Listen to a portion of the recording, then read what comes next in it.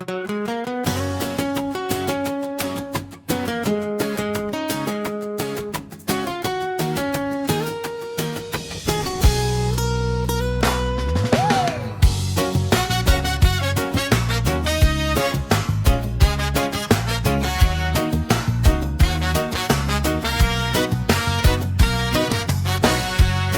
ikabalisa ang tungkol sa makakain, basta ng mga ibon sa langit.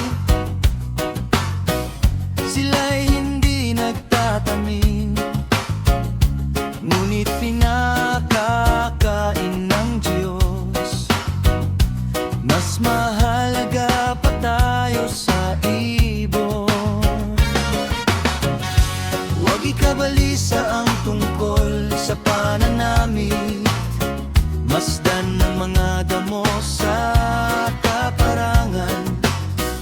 Sila'y hindi nananahi, ngunit dinadamitan ng Diyos. Mahalaga pa tayo sa damo, sa paraan. Unahin mo ang kaharian ng Diyos, sikapin mong mamuhay sa kabanalan niya.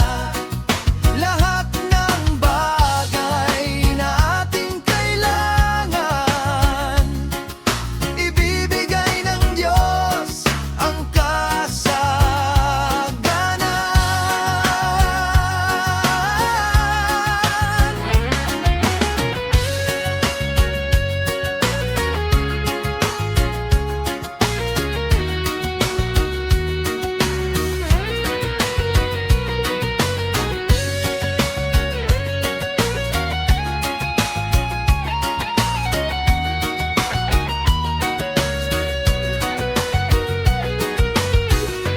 Huwag ikabalisa ang tungkol sa bukas, bayaang ang bukas ang siyang mabalisa.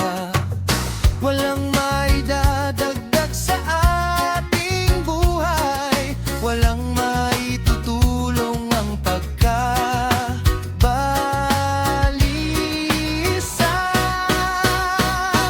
Unahin mo ang kaharian ng Diyos, sikapin mong mamuhay sa kabanalan niya.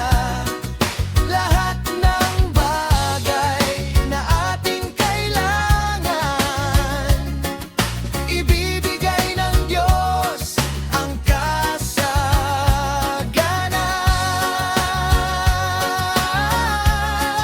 Unahin mo ang kaharian ng Diyos, sikapin mong mamuhay sa kabanalan.